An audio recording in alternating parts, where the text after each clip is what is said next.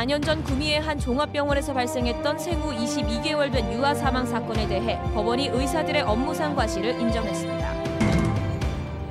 대구 사랑의 열매 온도탑이 전국에서 가장 먼저 100도를 넘었습니다. 개인들은 물론 기업과 단체들이 적극 나선 덕분입니다. 더불어민주당 경북도당은 불법 선거 여론조사를 통한 왜곡 자료를 보도한 언론 매체에 보도를 삭제하고 공식 사과하라고 요구했습니다. 농축수산물 선물 상한액을 10만 원으로 올리는 청탁금지법 시행령 개정안이 시행됐지만 농어민들은 시큰둥한 반응을 보이고 있습니다. 시청자 여러분 안녕하십니까? 계속해서 대구 경북 소식입니다. 이대 목동병원 신생아 연쇄 사망 사건으로 유아 의료 사고에 대한 관심과 걱정이 여느 때보다 큽니다. 이런 가운데 구미의 한 종합병원에서 발생한 생후 22개월 된 유아 사망 사건과 관련해 이 법원 판결이 나왔습니다. 4년 전 대구문화방송이 단독으로 보도하기도 했는데요. 법원은 의사의 업무상 과실을 인정했고 진료 기록부를 허위로 기재한 간호사에게도 벌금형을 선고했습니다. 한태현 기자의 보도입니다. 대구지방법원 김천지원 장윤식 판사는 생후 22개월 된 유아 사망 사건과 관련해 업무상 과실치사 혐의로 기소된 구미 모 종합병원 담당 의사 A씨와 B씨에 대해 금고 6개월에 집행유예 2년을 선고했습니다. 또 의무 기록을 조작한 혐의로 기소된 간호사 C씨에 대해서는 벌금 300만 원을 선고했습니다. 장 판사는 판결문에서 주치의 A씨와 2년차 전공의 B씨가 의사로서 최선의 주의를 다해 환자를 진료할 의무가 있는데도 부주의로 환자를 사망하게 이르렀다고 밝혔습니다. 또 피해자가 숨진 뒤 그 원인에 대한 진지한 반성보다는 자신들의 책임을 회피하는 데 급급한 모습을 보였다며 판결 이유를 설명했습니다. 간호사 C씨에 대해서는 진료 기록부 등을 거짓으로 작성하거나 일부러 사실과 다르게 추가 기재나 수정해서는 안 되는데도 이를 어겼다며 선고 이유를 설명했습니다. 담당 의사는 환자의 상태를 주의 깊게 살펴보지 않아 심장 이상 가능성을 간과하고 처방하였습니다.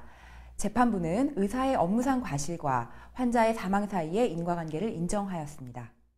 의사 출신 검사까지 배정해 수사를 해온 검찰은 이번 판결에 대해 담당 의사의 의료법 위반이 적용되지 않은 등 재판 결과가 미흡하다며 항소하기로 했습니다. 해당 병원은 이번 판결에 대해 답변할 사항이 없다고 밝혔고 피고인들 역시 이번 판결에 불복해 항소했습니다. MBC 뉴스 한태현입니다. 네, 의료진에게 책임을 물은 이번 판결이 어떤 의미를 가지는지 4년 전 사건 발생 당시부터 취재해온 기자와 함께 하나씩 짚어보겠습니다. 한태현 기자 나와 있습니다. 앞서 판결 보도 확인했습니다만 시청자 입장에서 본다면 이렇게 생소할 수도 있을 텐데요. 이 전체적인 사건부터 내용부터 한번 짚어보도록 하죠. 이 당시 그 20개월 남짓한 남자아이가 어떤 증상 때문에 병원을 찾게 된 거죠? 네, 생후 22개월 된 박진우 군이 2014년 5월 구미 한 종합병원을 찾게 된 것은 구토 증상 때문이었습니다. 입원한 뒤 바로 박 군은 수액을 맞았고요. 2시간 뒤 이상 증세를 보이기 시작했습니다. 그리고 입원한 지 6시간 만에 심정지로 숨졌습니다. 직접 사인은 심부전이었습니다. 네. 유족 또는 의료진이 진료를 제대로 했더라면 진우 군이 숨지지 않았다고 주장하고 있습니다. 그럴 만한 질환도 앓고 있지 않았다고 말하고 있습니다. 네, 그 입원한 지 6시간 만에 숨졌다면 굉장히 심각한 질환이나 증세가 있었을 거라는 생각이 드는데요. 그런데 유가족 측에서는 그럴 만한 정황도 있지 않았고 이것이 이제 의료 사고이다 이렇게 주장을 하고 있는 거죠. 네, 그렇습니다. 화면을 보시죠.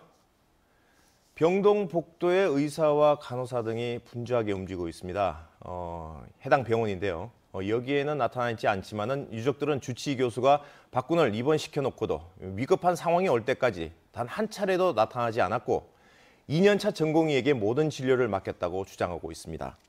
네. 당시 치료를 맡은 전공의 역시 박 군의 흉부 방사선 사진을 제대로 확인하지 않았고 활력증후, 바이탈이라 체크라고 그러죠. 활력증후도 제때 체크하지 않아서 사망에 이르렀다고 주장하고 있습니다. 또 뒤늦게 심장 기능이 떨어진 아기에게 적절치 않은 의약품을 투여한 점도 의료사고의 한 원인이라고 지적했습니다.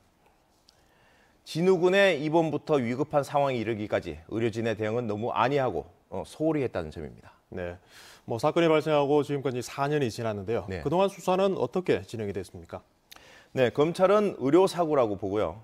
의사 출신 검사를 배정해 이번 사건을 철저히 파헤쳤다고 밝혔습니다. 네. 검찰은 주치의 2명과 전공의 1명을 업무상 과실치사 혐의로, 의무 기록을 조작한 혐의로 간호사 1명 등 모두 4명을 기소했습니다. 1심에서 재판부는 검찰의 손을 대부분 들어줘서 의사 2명에게는 금고형을, 간호사에게는 벌금형을 선고했습니다. 네, 그 통상 의료 사고의 경우 피해자 측에서 그 원인을 밝힌다는 게 굉장히 힘든 그런 과정인데요. 뭐 이번 판결까지도 과정이 쉽지 않았겠다는 그런 생각이 드는군요. 네, 그렇습니다. 의료사고는 안타깝게도 피해자가 원인을 밝히고 해당 의료진에게 책임을 묻기가 어렵습니다. 전문가가 아니기 때문이죠. 정확한 통계는 없지만 기소유예 이상의 처분을 받는 경우는 10% 넘지 않는다고 합니다. 나머지는 무혐의나 무죄 선고를 받았는데요. 네. 박군의 부모는 이번 사건의 실체를 밝혀내기 위해 지금까지 4년 동안 거의 의학도 수준으로 의학 공부를 했다고 합니다. 직접 발로 뛰며 수십 명의 전문가들에게 찾아가 의무 기록을 꼼꼼히 체크하고 어떤 의약품을 처방했는지 등을 알아냈습니다. 비전문가가 접근하기에는 어려운 점이 많았다고 합니다. 검찰도 의사 출신 검사를 배정하면서 의료과실 혐의를 그 어느 때보다 더 정확히 밝혀냈다고 자평하고 있습니다. 네, 판결이 나자마자 원고와 피고인 측 양쪽 모두가 이제 항소의 뜻을 밝혔는데요. 네. 최종 결론까지는 시간이 좀 더 걸리겠군요. 네, 그렇습니다. 피고인, 그러니까 병원 측은 1심 변론에서 자신들의 잘못을 인정할 수 없다며 법원의 판결에 불복해 항소하기로 했습니다. 검찰 측도 형량이 너무 가볍다고 항소의 뜻을 밝혔습니다. 검찰은 또 병원 측이 응급처치를 하면서 처방을 제대로 내리지 않은 혐의를 파악하고 추가 기소할 것으로 알려지고 있습니다. 한편 이번 사건과 관련해 해당 병원 측은 재판 중인 사안이라 별다른 답변을 내놓지 않고 있습니다. 유족들은 수년에 걸친 소송에 지쳐 있지만 더 이상 이 같은 일이 발생하지 않기를 바란다며 끝까지 의료진의 책임을 묻기로 해 앞으로의 결과가 주목됩니다. 네, 알겠습니다. 오늘은 여기까지 듣도록 하겠습니다. 어려운 이웃들을 위한 희망 2018 나눔 캠페인이 진행되고 있습니다. 목표했던 모금액의 1%가 모일 때마다 사랑의 온도가 1도씩 오르는데요. 이번 캠페인 기간 대구 지역 사랑의 온도가 전국에서 가장 먼저 100도를 넘었습니다. 김은혜 기자입니다. 대구 동성로 거리에 있는 사랑의 온도탑 눈금이 100도까지 올랐습니다. 모금액은 당초 목표액보다 많은 92억 8천여만 원으로 캠페인이 시작된 지 58일 만에 사랑의 온도가 100.8도로 올랐습니다.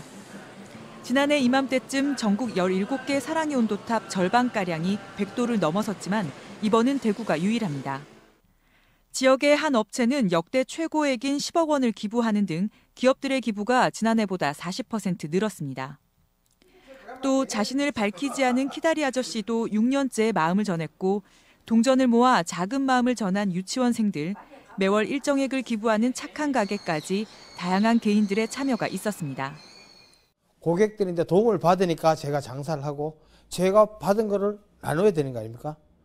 기부를 하는 게 별거 아닙니다. 해보면은 행복. 아, 내가 도울 수 있구나.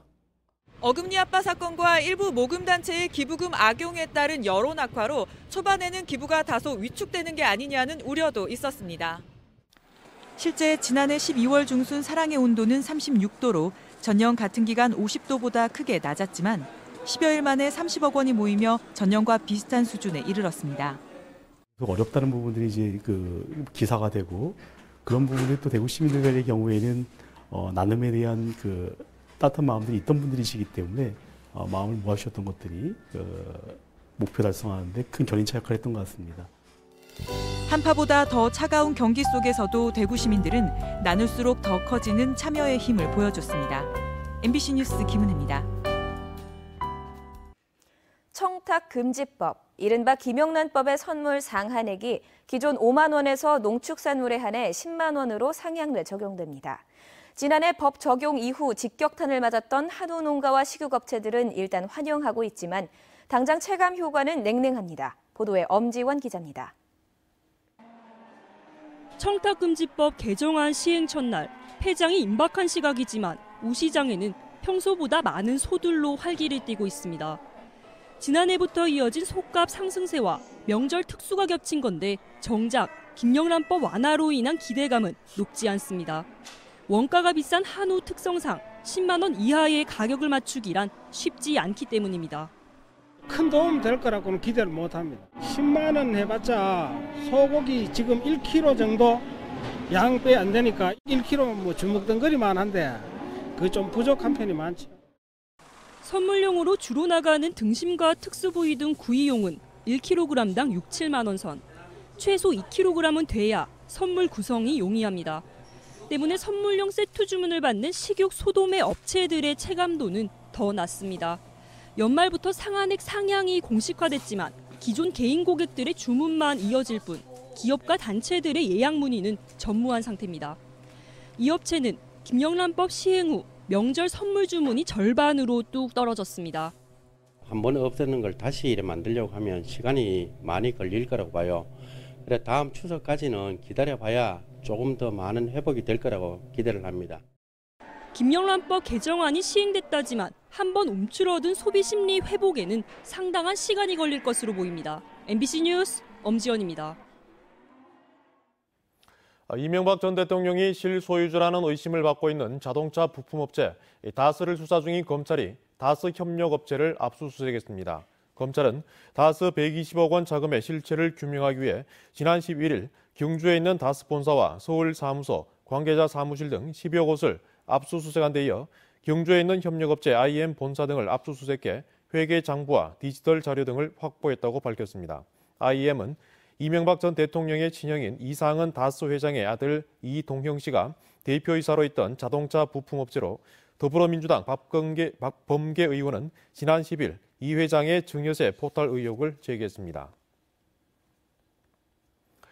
더불어민주당 경북도당은 성명을 내고 불법 선거 여론조사에 따라 특정 당에 유리한 왜곡 자료를 보도한 지상파와 지역 유력 일간신문에 깊은 유감이라며 공식 사과를 요구했습니다. 민주당은 해당 방송사와 일간지는 심도 있게 보도해야 할 공정성과 책임감을 저버린 것이라며 불법 선거 여론조사 결과 보도를 모두 삭제하라고 촉구했습니다. 지역의 한 여론조사 업체는 대구의 한 방송사와 일간지의 의뢰를 받아 지난달 지방선거 여론조사를 냈는데 적절치 않은 방법을 통해 결과를 도출해 선관위로부터 과태료 1,500만 원을 부과받았습니다. 바른정당 경북도당은 대구공항과 K2 통합 이전은 중앙정부가 국책사업으로 지정해 추진해야 한다고 촉구했습니다. 또 이전 대상지 결정도 지자체에만 맡겨두지 말고 중앙정부가 객관적인 기준 선정과 평가로 조속히 결정해야 한다고 주장했습니다. 희망 2018 나눔 캠페인 성금을 보내주신 분들입니다.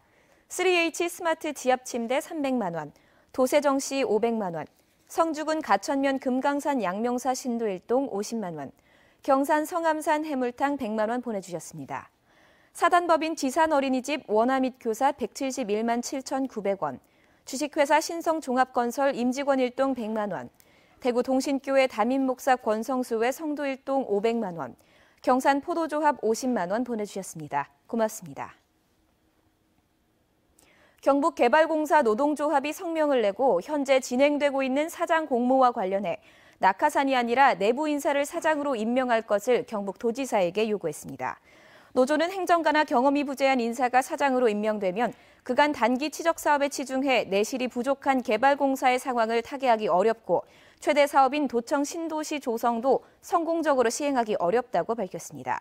현재 경북개발공사 사장 공모 결과 임원추천위원회에서 내외부 인사 2명을 추천한 상태며 도지사가 이 중 1명을 임명해 도의회에 인사검증을 거쳐 최종 확정합니다.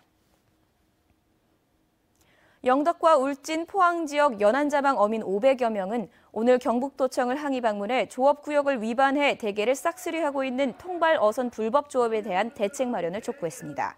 어민들은 경상북도와 해경이 강력한 단속을 통해 통발 어구를 수심 420m가 넘는 깊은 바다까지 철수시키고 대게철 연안조업 구역에서 야간 조업을 금지하는 조례 제정을 촉구했습니다.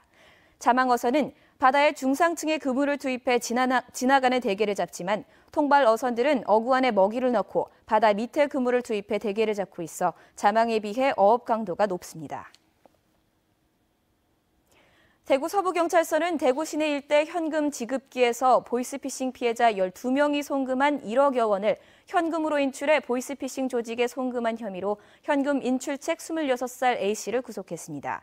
경찰 조사 결과 A씨는 휴대전화 문자 광고에서 보이스피싱 인출 금액의 5%를 수당으로 준다는 제의를 보고 범행에 가담했고 그 대가로 500여만 원을 지급받은 것으로 드러났습니다.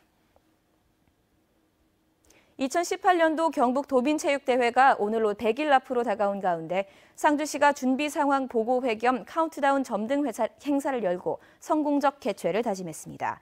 이번 3차 준비 상황 보고회에서는 개폐 회식 공개 행사와 숙박과 교통대책, 시가지 환경정비 등 전 분야를 점검했습니다. 지난 96년과 2007년에 이어 상주에서 세 번째 개최되는 제56회 도민체육대회는 오는 4월 27일부터 나흘간 열립니다. 네, 지금까지 대구 경북 소식 전해드렸습니다. 시청해주신 여러분 고맙습니다.